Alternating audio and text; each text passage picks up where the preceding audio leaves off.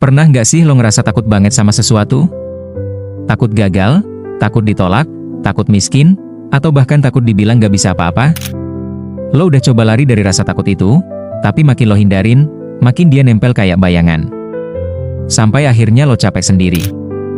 Jack Ma, pendiri Alibaba, pernah bilang, di balik rasa takut lo, ada peluang terbesar yang lo cari. Dan itu kalimat serius banget. Video ini wajib lo tonton sampai habis, karena kita bakal bongkar mengapa rasa takut bisa jadi sumber kekuatan lo, dan bagaimana cara manfaatinnya. Kenapa banyak orang stuck di titik yang sama padahal udah kerja keras? Karena mereka lebih sibuk ngelawan atau lari dari rasa takut. Padahal, rasa takut itu kayak kompas. Dia nunjukin kemana lo harus tumbuh. Tapi masalahnya, lo malah ngira dia musuh, bukan penunjuk arah.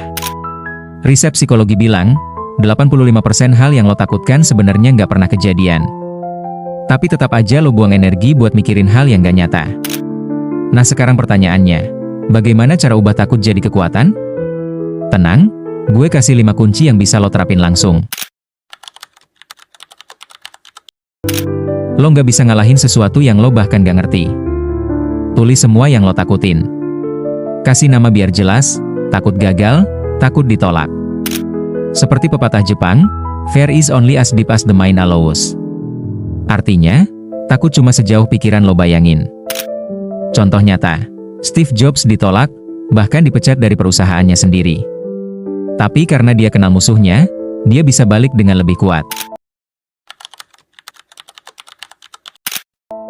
Lo nggak perlu langsung lompat ke medan perang. Takut presentasi? Mulai ngobrol depan kaca. Takut bisnis? Mulai jual barang kecil. Humor dikit.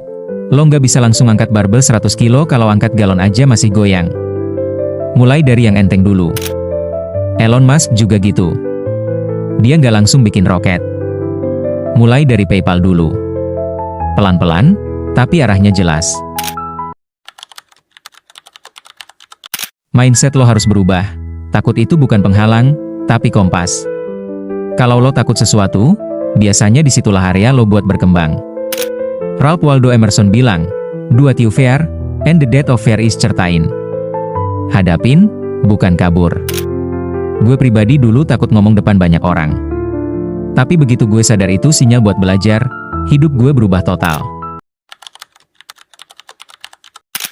Takut sering datang bareng rasa sakit. Tapi justru sakit itu guru paling jujur. Kalau lo kabur, lo kehilangan pelajarannya. Lance Armstrong bilang, "Pain is temporary, quitting lasts forever." Sakit itu sementara, tapi nyerah bisa jadi permanen. Thomas Edison gagal ribuan kali bikin lampu. Tapi tiap gagal dia bilang, "Gue baru nemu satu cara yang gak berhasil." Itu bukti rasa sakit bisa ditempa jadi ilmu. Kalau lo cuma lari dari takut, lo capek sendiri. Tapi kalau lo tanya, kenapa gue takut ini? Lo nemu maknanya.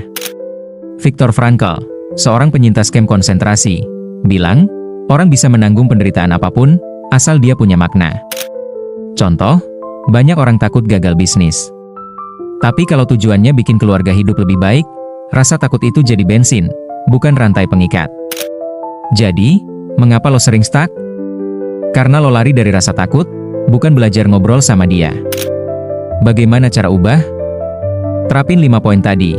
Kenali, hadapi kecil, ubah jadi arah, belajar dari sakit, dan cari. Pertanyaannya sekarang. Apa satu hal kecil yang lo takutin, tapi bakal lo hadapin mulai hari ini? Kalau relate, tulis di komentar, gue banget. Jangan lupa like, share, dan subscribe biar lo nggak ketinggalan video berikutnya.